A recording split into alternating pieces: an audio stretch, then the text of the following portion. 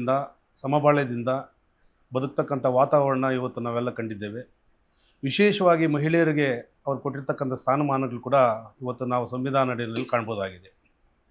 ಇತ್ತೀಚೆಗೆ ಹುಲ್ಲಂಕಲ್ಲು ಗ್ರಾಮದಲ್ಲಿ ಏನು ಅಂಬೇಡ್ಕರ್ ಪ್ರತಿಮೆ ವಿಚಾರವಾಗಿ ಆ ಗ್ರಾಮದ ಕೆಲವು ಯುವಕರು ಸಮಾಜ ಕಲ್ಯಾಣ ಇಲಾಖೆ ಗಮನಕ್ಕೆ ತಂದು ಪ್ರತಿಮೆ ಅಲ್ಲೇ ಮಾಡಬೇಕು ಅಂತಕ್ಕಂಥ ಉದ್ದೇಶ ಬಂದಾಗ ನಾನು ಸಹ ಒಬ್ಬ ಸದಸ್ಯನಾಗಿ ಅಲ್ಲಿ ಸ್ವಲ್ಪ ವಾತಾವರಣ ಕೆಟ್ಟಾಗ ಶಾಂತಿ ಸಭೆಯನ್ನು ಮಾಡೋದಕ್ಕೆ ಹೋದಾಗ ಅಲ್ಲಿ ಸ್ಥಳೀಯ ಆಗಿರ್ತಕ್ಕಂಥ ಪಂಚಾಯಿತಿ ಅಭಿವೃದ್ಧಿ ಅಧಿಕಾರಿ ಅವರ ಕಾರ್ಯ ವೈಫಲ್ಯದಿಂದ ಇವತ್ತು ಆ ಗ್ರಾಮದಲ್ಲಿ ಇವತ್ತು ಈ ಮಟ್ಟಕ್ಕೆ ಅಶಾಂತಿ ಮೂಡೋದಕ್ಕೆ ಮುಖ್ಯವಾಗಿ ಕಾರಣ ಆಗಿದೆ.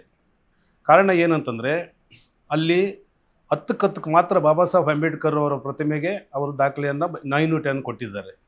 ಅದು ಯಾವುದೋ ಒಂದು 9/10 ಕೊಡಬೇಕಾದ್ರೆ ಒಂದು ಪಂಚಾಯತಿನಲ್ಲಿ ಅಧ್ಯಕ್ಷರು ಇರಬೇಕು. ಹೃದಯ ರೋಗ ಮತ್ತು ಹೃದಯ ಶಸ್ತ್ರಚಿಕಿತ್ಸೆ, ವ್ಯಾಸ್ಕುಲರ್ ಶಸ್ತ್ರಚಿಕಿತ್ಸೆ, ಸಮಗ್ರ ಹೃದಯ ಆರೈಕೆ ಸೇವೆಗಳಿಗಾಗಿ ನಿಮ್ಮ ವಿಶ್ವಾಸಾರ್ಹ RL Jalappa Narayana heart centre, STUMC campus, Tamaka, Kolar. 180030090309. ಮತ್ತು ಪಂಚಾಯತಿನಲ್ಲಿ ಸಭೆಯಲ್ಲಿ ಪ್ರೊಸೀಡಿಂಗ್ ಆಗಬೇಕು. ಪ್ರೊಸೀಡಿಂಗ್ ಆದ ನಂತರ ಅದು ಅಪ್ರೂವಲ್ ಆಗಿಬಿಟ್ಟು ದಾಖಲೆ ಕೊಡಬೇಕು. ಇವರು ಏಕಾಏಕಿ ಕೊಟ್ಟಿರ್ತಕ್ಕಂಥದ್ದು ಕಾನೂನು ಬಾಹಿರ ಆಗಿದೆ.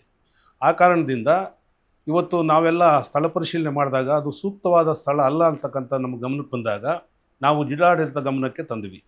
ಜಿಲ್ಲಾಡಳಿತ ಗಮನಕ್ಕೆ ಏನಂತ ತಂದಿದ್ವಿ, ತಾವು ಖುದ್ದಾಗಿ ಗ್ರಾಮಕ್ಕೆ ಭೇಟಿ ಮಾಡಿ ಸೂಕ್ತವಾಗಿರ್ತಕ್ಕಂಥ ಸ್ಥಳವನ್ನು ಗುರುತಿಸಿ ಆ ಸೂಕ್ತವಾಗಿರ್ತಕ್ಕಂಥ ಸ್ಥಳದಲ್ಲಿ ಬಾಬಾ ಸಾಹೇಬ್ ಅಂಬೇಡ್ಕರ್ ಅವರ ಭವನ ಮತ್ತು ಪ್ರತಿಮೆ ನಿರ್ಮಾಣವನ್ನು ತಾವು ಅನುವು ಮಾಡಿಕೊಡ್ಬೇಕಂತ ಹೇಳಿ ನಾವು ಮನವಿ ಮಾಡಿಕೊಂಡಾಗ ಅವರು ಅದಕ್ಕೆ ಒಪ್ಪಿಗೆ ಕೊಟ್ಟು ಮೊನ್ನೆ ಹಳೆಯ ಜಿಲ್ಲಾಧಿಕಾರಿಗಳು ವರ್ಗಾವಣೆ ನಿವೃತ್ತಿ ಹೊಂದಿರತಕ್ಕಂಥ ಸಂದರ್ಭದಲ್ಲಿ ಹೊಸ ಜಿಲ್ಲಾಧಿಕಾರಿಗಳು ಅಧಿಕಾರ ಸ್ವೀಕಾರ ಮಾಡೋ ದಿನಗಳಲ್ಲಿ ನಾವು ಚರ್ಚೆ ಮಾಡಿದಾಗ ಅವರು ನಮ್ಮ ಗಮನಕ್ಕೆ ಕೇಳಿದರು.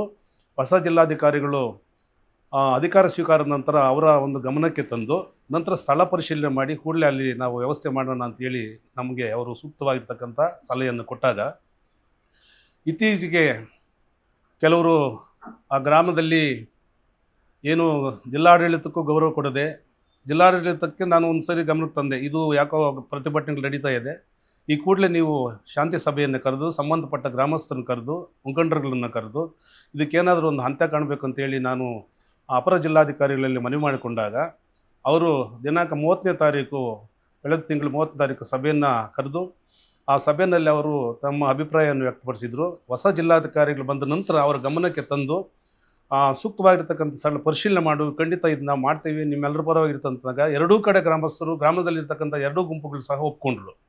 ಆದರೆ ಅದರ ನಂತರ 3ನೇ ತಾರೀಕು ಏನೋ ಒಂದು ಪ್ರತಿಭಟನೆ ಹೆಸರಿನಲ್ಲಿ ಕಾಲ್ನಡಿಗೆ ಜಾಥಾ ಅಂತಕ್ಕಂಥದ್ದು ಬಹಳ ನೋವಿನ ಸಂಗತಿ. ಯಾಕೆಂತಂದರೆ ಇದು ಇಡೀ ದೇಶದಲ್ಲಿ ಸಂಘಟನೆಯ ತವರೂರು ಕೋಲಾರ. ಕೋಲಾರದಲ್ಲಿ ಚಳುವಳಿಗಳು ನಾನು 83ರಿಂದ ವಿದ್ಯಾರ್ಥಿ ದಿವಸದಿಂದ ಸಂಘಟನೆಯಲ್ಲಿ ಬೆಳೆದಿರ್ತಕ್ಕಂಥವನು. ಆ ದಿನಗಳಲ್ಲಿ ಎಲ್ಲಿ ಅನ್ಯಾಯ ಆಗಿರ್ತದೋ, ಎಲ್ಲಿ ದೌರ್ಜನ್ಯ ದಬ್ಬಾಳಿಕೆಗಳಾಗಿರ್ತದೋ ಆ ಒಂದು ಸಂದರ್ಭದಲ್ಲಿ ನಿಜವಾದ ಹೋರಾಟಗಳು ಪ್ರತಿಭಟನೆ ನಡೀತಾ ಇತ್ತು. ಆ ದಿಕ್ಕಲ್ಲಿ ನಾವು ಸಾಗಿದ್ದೀವಿ. ಇವತ್ತು ಸಹ ನನ್ನ ಗಮನಕ್ಕೆ ಬಂದಿದ್ದಂಗೆ 70ರಿಂದ 75 ಭಾಗ ಗ್ರಾಮದಲ್ಲಿ ಎಲ್ಲ ಸಮುದಾಯಗಳು ಕೂಡ ಒಂದು ಸೌಹಾರ್ದತೆ ರೀತಿ, ಶಾಂತಿ ರೀತಿ, ಒಂದು ಅಣ್ಣ ತಮ್ಮಂದ ರೀತಿ ಇವತ್ತು ಬದುಕ್ತಕ್ಕಂಥ, ಬಾಳ್ತಕ್ಕಂಥ, ಜೀವನ ಮಾಡ್ತಕ್ಕಂಥ ಒಂದು ವ್ಯವಸ್ಥೆಗಳು ಹಳ್ಳಿಗಳ ಕಡೆ ಇದೆ.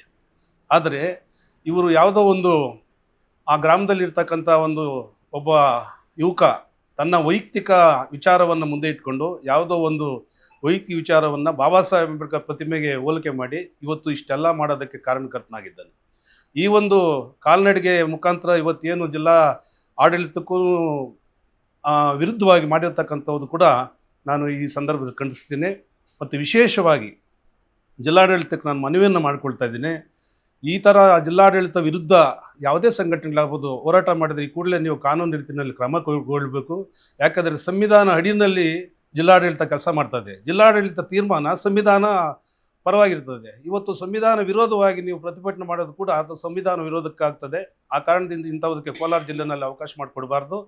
ತಾವು ಈ ಕೂಡಲೇ ಜಿಲ್ಲಾಧಿಕಾರಿಗಳ ಗಮನಕ್ಕೆ ತಂದಾಗ ಜಿಲ್ಲಾಧಿಕಾರಿಗಳು ನಾವು ಏನಕ್ಕೆ ಭೇಟಿ ಮಾಡಿದಾಗ ಈ ಆಗಸ್ಟ್ 15ನೇ ತಾರೀಕು ಸ್ವಾತಂತ್ರ್ಯ ದಿನಾಚರಣೆ ಪೂರ್ವಭಾವಿ ಸಭೆಗಳಿದೆ. 10ನೇ ತಾರೀಕು ಮುಖ್ಯಮಂತ್ರಿಗಳು ಬರ್ತಕ್ಕಂಥ ಒಂದು ದಿನಾಂಕ ಇರೋದರಿಂದ ಈ ಸ್ವಾತಂತ್ರ್ಯ ದಿನಾಚರಣೆ ನಂತರ ನಾವು ಸ್ಥಳವನ್ನು ಗುರುತಿಸ್ತೀವಿ ಅಂತಕ್ಕಂಥ ಮಾತನ್ನು ಹೇಳಿದ್ದಾರೆ.